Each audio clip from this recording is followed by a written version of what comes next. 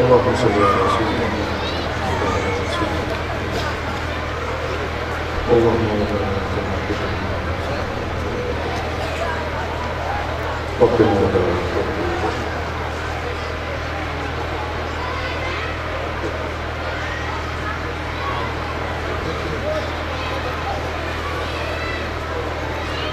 الحمد لله الحمد لله وكفى وسلام على عباده الذين اصطفى أما بعد أعوذ بالله من الشيطان الرجيم بسم الله الرحمن الرحيم قال الله تبارك وتعالى وما أرسلناك إلا رحمة للعالمين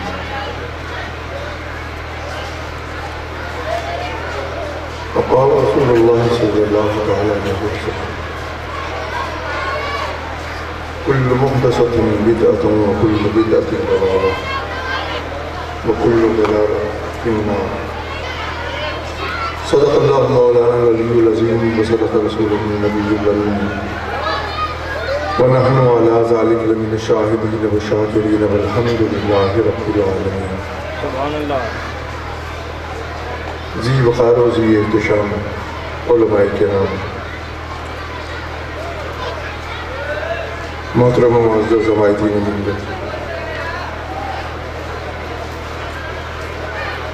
اور سامعین مجلس، اللہ تبارک و تعالیٰ جل شانہ کا بے شمار فضل و احسان ہے کہ اس نے ہمیں ایک مرتبہ پھر اس محفل میلاد پاک میں حاضری کی سعادت بخشی ہے، اور میں تو یہی ذوق اور ایمان لے کے حاضر ہوتا ہوں کہ یہ مجلس کسی دنیا دار کو دکھانے کے لیے نہیں بلکہ اللہ اور اس کے حبیب کی رضا کے لیے منعقد ہوتی ہے۔ میں انتہائی شکرگزار ہوں اور دعا گو ہوں مجلس میلاد مصطفیٰ کمیٹی، انجمن میلاد مصطفیٰ، اس کے تمام اراکین کا، تمام عہدیداران کا، جنہوں نے اس تقریب کو اس علاقے کی ایک تاریخ بنا دیا ہے۔ یہ مجلسیں جو اللہ اور اس کے رسول کے نام پر وقف ہوتی ہیں، اہل ایمان کے لیے دینی حرارت کا کام دیتی ہیں اور مسلک کی خدمت، ایک عظیم خدمت کا فریضہ سر انجام دیتی ہیں۔ میں دعا گو ہوں تمام حضرات کے لیے کہ جنہوں نے اس میں دامی قدم سخن حصہ ملایا۔ آج بارش کا موسم تھا، مجھے احساس بھی تھا کہ آج عشاقان مصطفیٰ ان کو کچھ سفری مشکلات درپیش ہو سکتی ہیں۔ مجھے بھی راستے میں بارش کا سامنا ہوا، لیکن میں حاضر ہوں اور نہایت مختصر وقت کے لیے۔ حضرات محترم، ساری کائنات جانتی ہے کہ ماہ نور ربیع الاول میں اللہ کے پیارے نبی علیہ السلام محسن انسانیت، شافع یوم النشور، سید البشر، سید الانبیاء جلوہ گر ہوئے۔ تو ظاہر ہے حضور کی ولادت کا مہینہ اور یہ تقریب ماہ نور میں منعقد نہیں ہو رہی، جو گویا اس بات کا اعلان ہے کہ حضور کے غلام صرف ماہ نور ربیع الاول میں حضور کی ولادت کا جشن نہیں مناتے، بلکہ سال کے 12 مہینوں کا کوئی بھی دن ہو اور اس کا کوئی بھی لمحہ ہو، حضور کے غلام ہر وقت حضور کی ولادت کا جشن اور رب کائنات کے حضور ہدیہ تبریک پیش کرتے ہیں۔ مولا تیرا احسان ہے کہ تو نے اپنے حبیب کی امت میں ہمیں پیدا فرمایا۔ حضرات محترم، آپ ولادت کی اسی کی خوشی مناتے ہیں کہ جس کی ولادت کی خوشی ہو۔ جس کی ولادت کی خوشی نہ ہو اس کی خوشی کیسے منائیں گے؟ بھئی اگر کسی پڑوس میں، کسی کالونی میں کسی کا بچہ جنم تو آپ اس کی ولادت کی خوشی منانے نہیں پہنچتے۔ آپ کا بیٹا ہو، بھتیجا ہو، بھانجا ہو، کسی پیارے رشتہ دار کا کوئی بچہ ہو جس سے آپ کو الفت ہو تو آپ اس کی محبت کا کے اظہار کے لیے آپ اس کی ولادت کی خوشی مناتے ہیں۔ حضور علیہ السلام نے ارشاد فرمایا کہ جس کو جس سے جس قدر محبت ہوتی ہے وہ اسی قدر اس کا ذکر کرتا ہے۔ حضرات محترم، ہم حضور علیہ السلام کی ولادت باسعادت کی خوشی منا کر یہ اعلان کرتے ہیں کہ حضور ہمارے ہیں۔ جو لوگ آپ کو اس سے روکتے اور ٹوکتے ہیں گویا وہ یہ اعلان کرتے ہیں کہ ان کا ہمارے نبی سے اس طرح کا کوئی تعلق نہیں۔ حضرات محترم، آپ کو مختلف احادیث اور قرآن کی آیات سنا کر آپ کے ذہن میں شیطانی وسوسے ڈالے جاتے ہیں اور یہ کہا جاتا ہے کہ جناب یہ جو نیک عمل ہے جس کو آپ نیکی کے طور پر کر رہے ہیں یہ تو گناہ ہے، اور اس کے لیے کچھ دلائل دیے جاتے ہیں۔ پہلی بات تو یہ ہے کہ پوچھا کہ جناب آپ اس کو ناجائز اور حرام کیوں کہتے ہیں؟ کہنے لگے کہ جناب آپ قرآن میں دکھائیں کہ اللہ نے کہیں کہا ہو کہ تم میرے نبی کا میلاد مناؤ، یا نبی علیہ السلام نے حکم دیا ہو کہ تم میرا برتھ ڈے مناؤ، یا کسی صحابی نے منایا ہو۔ صاحبو، ہمارے علماء کرام حضور علیہ السلام کا محفل میلاد بے شمار مواقع پر احادیث قرآن سے، آیات بینات سے اور احادیث مبارکہ سے بے شمار مرتبہ ثابت کر چکے ہیں۔ میں اس طرف نہیں جا رہا، لیکن ایک دو باتیں آپ کی سماعتوں کی نظر کرنا چاہتا ہوں۔ اگر آپ سے کوئی یہ کہے کہ جناب آپ کے قرآن میں دکھائیں کہ اللہ نے کہیں اپنے نبی کے میلاد کا حکم دیا ہے، تو آپ ان کو یہ کہیں کہ جناب آپ یہ بتائیں کہ کیا اللہ نے قرآن میں کہیں اپنے نبی کے میلاد سے منع کیا ہے؟ اس لیے کہ دلیل اس بات پر نہیں ہوتی، کسی جائز کام پر کوئی دلیل نہیں مانگتا، دلیل ہوتی ہے آیات بینات کی ضرورت پڑتی ہے، احادیث متواترہ کی ضرورت پڑتی ہے۔ جب آپ کسی چیز کو حرام یا ناجائز کہتے ہیں، کسی چیز کو جائز کہنے کے لیے آپ کو کسی حدیث کی ضرورت نہیں ہے۔ مثال کے طور پر اگر میں آپ سے یہ کہوں جناب کہ آپ پالک کے ساتھ چنے کی دال اونٹ کے گوشت میں آپ پکا سکتے ہیں یا نہیں، تو آپ کہیں گے کہ جناب یہ عجیب سی بات ہے، آپ کو کس نے کہا کہ یہ حرام؟ بھائی اس میں ساری چیزیں جائز ہیں، یہ جائز ہے۔ اب میں آپ سے کہوں کہ جناب آپ مجھے قرآن میں دکھائیں اللہ نے کہاں لکھا ہے کہ آپ ان چیزوں کا مرکب بنا کر یہ پکا سکتے ہیں، یا کوئی حضور کی حدیث دکھائیں، یا آپ دکھائیں کہ جی کسی صحابی نے اس طرح پکایا ہو، تو آپ کہیں گے جناب یہ ایک لغو بات ہے، اس لیے کہ یہ جائز ہے۔ اس لیے کہ اگر ناجائز ہوتا تو رب کائنات کلام مجید میں بیان فرما دیتا۔ یہ ہمارا عقیدہ ہے اور یہی قرآن مجید کا اصول ہے کہ رب کائنات نے کسی ہر جائز چیز کو اپنے پاک کلام میں بیان نہیں فرمایا، بلکہ ہر ناجائز چیز کو رب کائنات نے اپنے کلام میں بیان فرمایا، یا حضور علیہ السلام نے اپنی مقدس احادیث میں بار بار بیان۔ کسی چیز کے حرام یا ناجائز ہونے کے لیے قرآن مجید فرقان حمید کی آیات بینات کی ضرورت پڑتی ہے، لیکن کسی چیز کے جائز ہونے کے لیے اگر آپ کو ایک حدیث ضعیف مل جائے وہ بھی کافی ہے۔ حضرات محترم، اب میں یہ بات بالکل اسی طرح عرض کروں کہ دیکھیں اگر مجھے لاہور جانا ہو تو کہیں راستے میں یہ لکھا ہوگا کہ جناب لاہور کا راستہ کھلا ہے آپ چلے جائیے، لاہور کا راستہ کھلا ہے آپ چلے جائیے۔ میں یہاں میل سے آیا، مجھے تو راستے میں کوئی بورڈ لگا ہوا نظر نہیں آیا، البتہ اگر کہیں راستہ بند ہوتا تو پھر تو بورڈ لگا ہوتا کہ جناب راستہ بند ہے۔ اگر کسی چیز کی منادی ہوتی تو رب کائنات نے کلام مجید میں جگہ جگہ بورڈ لگا دیے ہیں کہ یہ چیز حرام ہے، یہ چیز حرام ہے، اور اگر قرآن میں نہ پاؤ تو میرے پاک نبی علیہ السلام کی احادیث مبارکہ میں ان کا بیان تمہیں ضرور ملتا ہے، اور اگر نہ ملے تو وہ چیز جائز ہو۔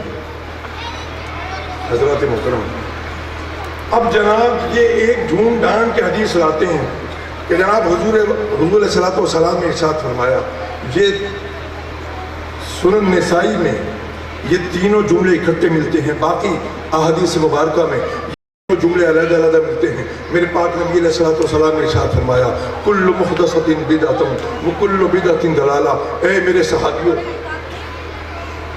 دین میں ہر نیا کام بدعت ہے، ہر بدعت گمراہی ہے، اور ہر گمراہی تمہیں دوزخ میں لے جائے گی۔ لوگوں نے کہا کہ جناب یہ جو آپ محافل کر رہے ہیں یہ تو صحابہ نے اس طرح منعقد نہیں کی، یہ تو دین میں نیا کام ہے۔ جب یہ دین میں نیا کام ہے تو یہ تو گمراہی، یہ تو بدعت ہوئی۔ اور حضور صلی اللہ علیہ وسلم نے فرمایا کل بدعت ضلالہ، ہر بدعت گمراہی ہے، اور حضور نے آگے فرمایا کل ضلالۃ فی النار، ہر گمراہی جو ہے تمہیں دوزخ میں لے جائے گی۔ اب ان سے صرف اتنا سوال ہے، میرے بھائیوں ذرا یہ بتاؤ کہ حضور علیہ السلام نے جو یہ فرمایا تو یہ حضور نے کس کو فرمایا؟ بھئی ہم تو حضور کے زمانے میں تھے نہیں، ہم تو اس وقت تک پیدا نہیں ہوئے تھے۔ اس کلام کے اولین مخاطب کون تھے؟ اس کے اولین مخاطب تھے صحابہ کبار۔ حضور نے صحابہ کبار سے فرمایا، اے میرے صحابیوں، تم نے دین میں کوئی نیا کام نہیں کرنا، ایاکم ایکم ومحدثۃ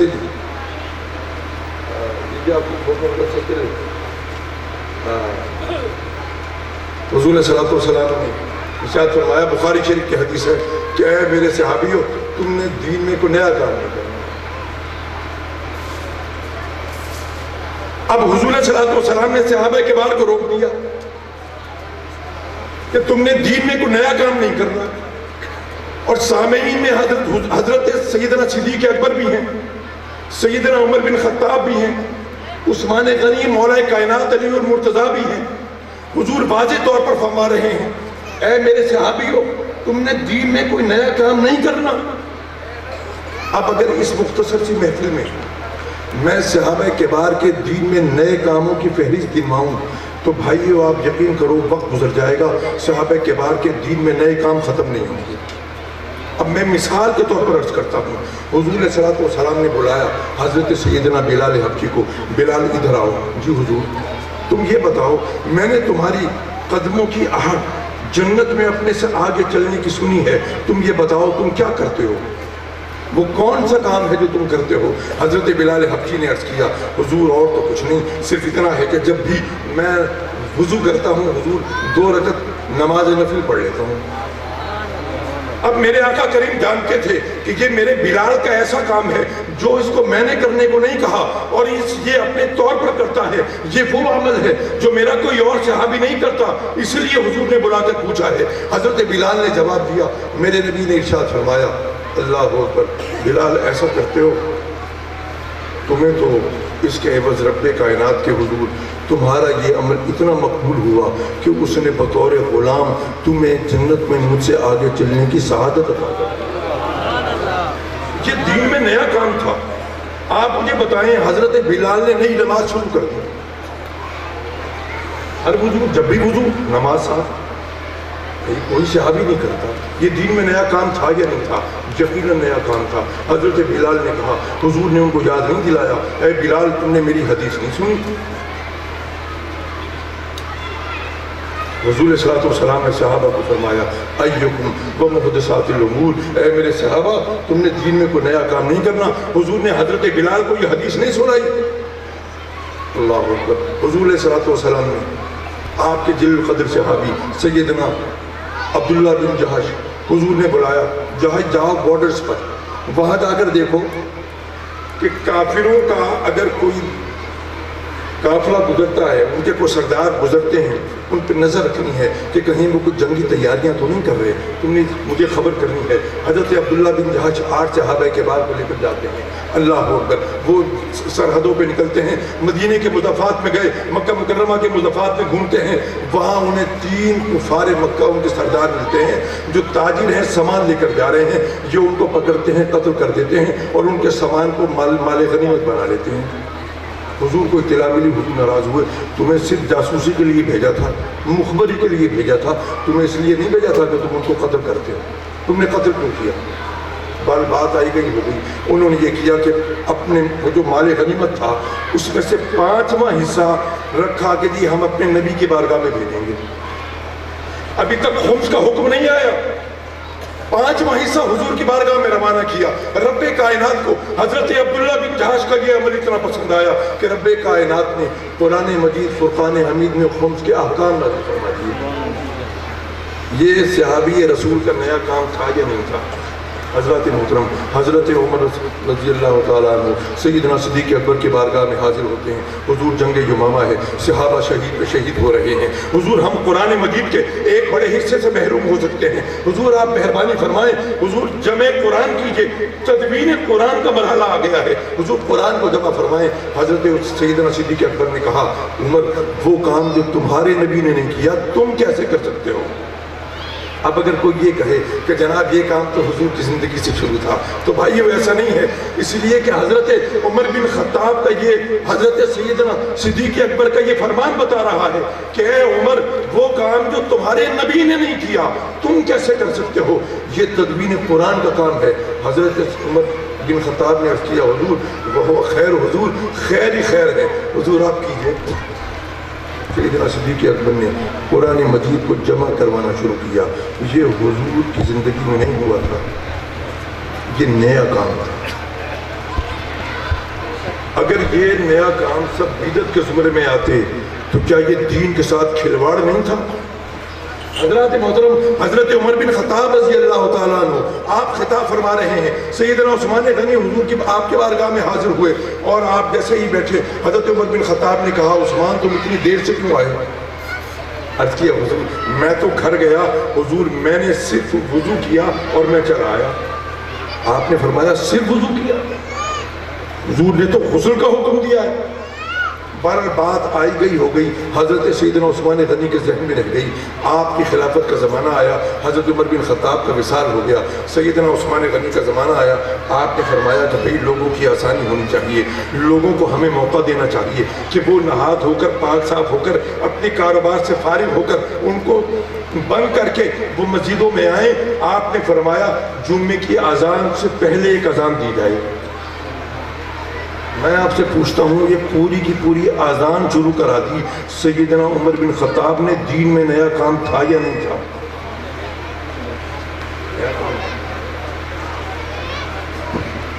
لگاؤ فتویٰ سیدنا عمر بن خطاب، لگاؤ فتویٰ سیدنا صدیق اکبر کے، اللہ اکبر۔ حضرت عمر بن خطاب، اللہ اکبر، آپ کے عہد خلافت ہے، لوگ نماز نفل پڑھنے لگے، آپ نے ان سب کو ایک امام کے پیچھے جمع کرا دیا، آپ نے فرمایا بھی آج سے تراویح ہوگی، 20 تراویح کا حکم دے دیا۔ یہ پیارے رسول کے زمانے میں نہیں تھی، یہ پیارے صدیق کے زمانے میں یہ تراویح نہیں ہوتی تھی۔ حضرات محترم حضرت عمر بن خطاب نے پوری جماعت نماز شروع کرا دی۔ مجھے بتاؤ رمضان شریف میں 20 تراویح پڑھتے ہو نہیں پڑھتے؟ یہ کس نے شروع کی تھی؟ صحابی رسول نے۔ اور یہ جملہ میرے نبی کا اپنے ذہن میں رکھنا، ایاکم والمحدثات الامور، اے میرے پیارے صحابیوں تم نے دین میں کوئی نیا کام نہیں کرنا۔ بھائی یہ سارے نئے امور ہیں، اور کتنے امور گنواؤں؟ حضور علیہ السلام نے ایک صحابی رسول کو ایک علاقے پر نماز پڑھانے کے لیے امام مقرر فرمایا۔ اب ایسا نہیں تھا کہ وہاں جس علاقے میں بھیجا تھا وہاں کے لوگ اس صحابی رسول کے پیچھے نماز پڑھنا نہیں چاہتے تھے یا یہ صحابی رسول پڑھانا نہیں چاہتے تھے، لیکن وہاں کے لوگوں کو شکایت ہوئی، حضور کی بارگاہ میں حاضر ہوئے، حضور آپ نے وہ امام بھیجا تھا، حضور وہ تو ایک ایسا عمل کرتا ہے، حضور ہمیں اس سے شکایت ہے۔ ہاں بھائی وہ کیا کرتا ہے؟ عرض کیا، حضور وہ یہ کرتا ہے کہ جب بھی وہ نماز پڑھائے تو جب بھی نماز پڑھائے تو سورہ فاتحہ کے بعد کوئی نہ کوئی سورت تلاوت کرتا ہے، اور حضور سورت تلاوت کرنے کے بعد وہ سورہ اخلاص قل هو اللہ پوری ضرور پڑھتا ہے۔ حضور یہ تو آپ نے کبھی حکم نہیں فرمایا، ہم نے حضور آپ کو بھی نماز پڑھتے ہوئے دیکھا ہے، ایک طریقہ آپ نے بیان فرمایا ہے، باقی صحابہ کے بارے میں بھی فرمایا ہے۔ اللہ اکبر، حضور یہ صحابی نے نیا کام شروع کر دیا ہے، میرے نبی نے فرمایا اس کو بلاؤ، وہ آ گیا۔ ہاں بھائی تو ایسا کیوں کرتا ہے؟ اس نے کہا حضور خدا کی قسم میں سے اس صورت کی محبت میں ایسا کرتا ہوں۔ میرے نبی نے فرمایا اچھا اگر تم اس کی محبت میں ایسا کرتا ہے تو سن، پھر اللہ نے تیرے لیے جنت لی۔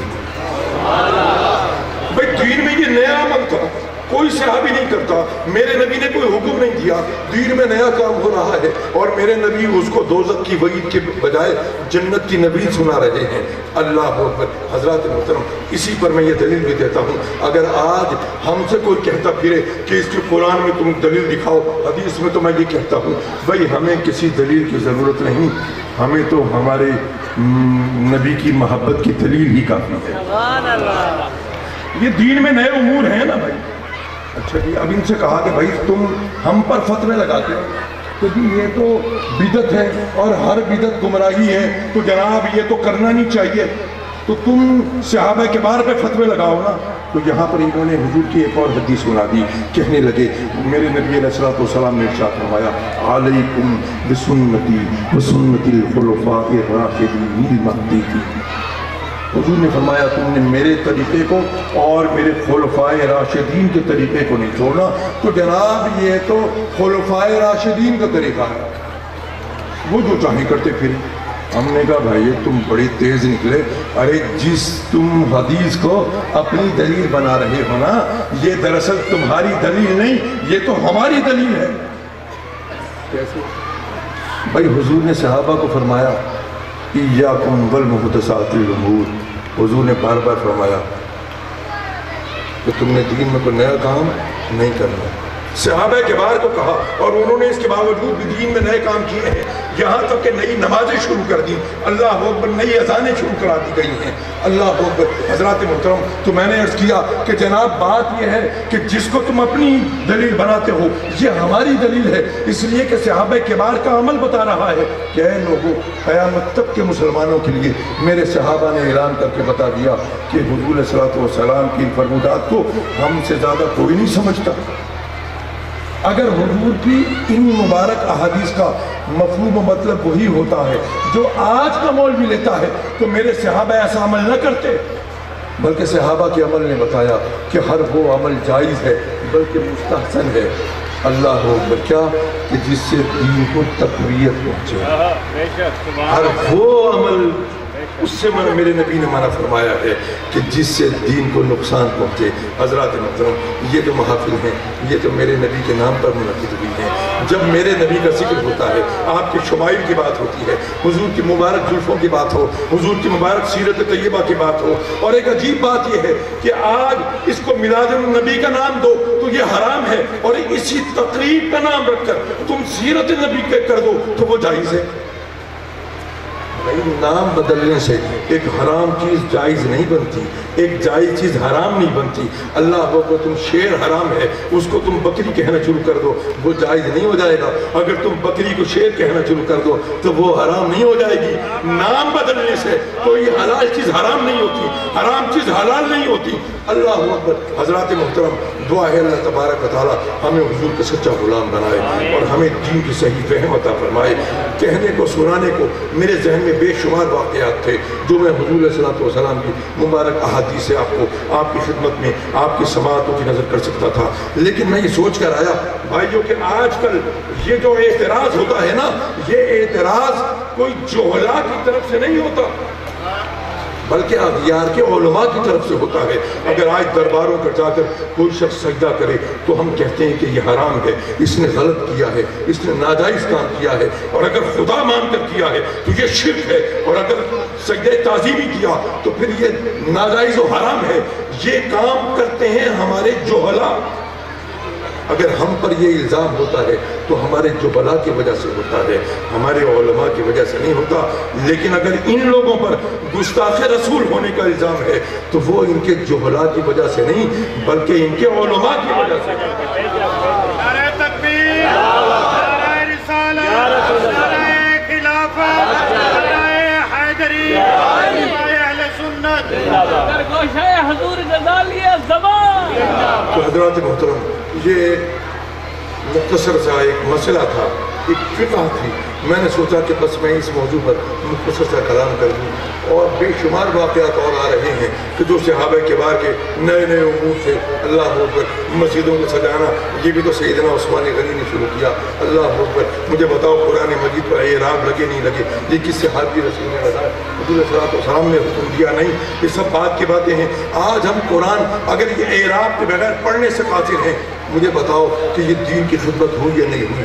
میرے نبی نے اگر اسی کا وہی مفہوم لیا جائے تو پھر یہ سب بدعت ہو جائے گا، یہ تو پھر ناجائز و حرام قرار پائے گا، اللہ اکبر۔ تو میں آپ کی خدمت میں نے نہایت مختصر وقت میں، نہایت آسان الفاظ میں یہ کوشش کی ہے کہ آپ سے اگر کبھی بھی، کیونکہ اس موسم میں یہ لوگ بڑے متحرک ہو جاتے ہیں، اور میں تو حیران ہوتا ہوں کہ جب لوگ مجھے یہ کلپس اپنے واٹس ایپ پر بھیجتے ہیں کہ جناب دیکھیں ان کے فلانے عالم صاحب کراچی سے، یہ لاہور سے، فلانے جامعہ کے یہ جناب یہ ہیڈ ہیں، اور یہ جناب یہ انہوں نے یہ اعتراض کیا ہے۔ اتنے جاہلانہ اعتراض ہو کر خدا کی قسم دل خون کے آنسو ہوتا ہے، سوائے اس کے میں کیا کہوں۔ اللہ اکبر، کیا اللہ تبارک و تعالیٰ ہمیں دین کی صحیح فہم عطا فرمائے۔ اگر حضور صلی اللہ علیہ وسلم کا میلاد کرتے ہو تو بھائیو ایک آخری بات کو ذہن میں رکھو کہ میں بار بار یہ کہتا ہوں کہ اگر ہمارا کوئی دوست اپنے کسی بچے کی ولادت کی ہمیں اگر اس کی دعوت دے اور کہے جناب میرا بیٹا پیدا ہوا، اس کو خوشی منانی ہے، آپ تشریف لائیں، تو آپ کس طرح جائیں گے؟ کیا سارا دن کی مزدوری کر کے، کام کاج کر کے، بغیر ہاتھ منہ دھوئے، آپ بغیر نہائے آپ اسی طرح اٹھ کے چلے جائیں گے؟ بغیر کپڑے بدلے چلے جائیں گے؟ بھائیو جب حضور علیہ السلام وہ کائنات کی ہستی جو فخر موجودات ہیں، جو محسن انسانیت ہیں، جو شافع محشر ہیں، وہ شافع یوم النشور ہیں، حضرات محترم، جب ان کی محفل میلاد ہو تو ہمیں پھر اسی رنگ سے آنا چاہیے، سر پر کپڑا ہونا چاہیے۔ جب ہم گھر سے نکلیں تو ہماری زبان پر درود و سلام کی صدائیں ہونی چاہیے جب ہم نکلیں، تاکہ لوگوں کو، اغیار کو پتہ چلے کہ حضور کی محفل میلاد میں حضور کا کوئی غلام جا رہا ہے۔ دعا ہے اللہ تبارک و تعالیٰ آج کی اس مجلس کو مقام مصطفیٰ کے تحفظ اور نفاذ شریعہ کے حق میں شرف قبول عطا فرمائے، اس کے پاکیزہ اثرات کو مفید اور دیرپا ہونے کا شرف بخشے، اور اس کے انتظامیہ کو، جن لوگوں نے شرکت کی ہے ان کو، جنہوں نے مال خرچ کیا ان کو، جنہوں نے کسی بھی انداز میں اس میں شرکت کی ہے، اللہ تعالیٰ سبھی کو نوازے، سبھی کی مشکلات کو آسانی میں بدل دے، آمین۔ وآخر دعوانا ان الحمدللہ۔ ماشاءاللہ، نعرہ تکبیر، نعرہ رسالت۔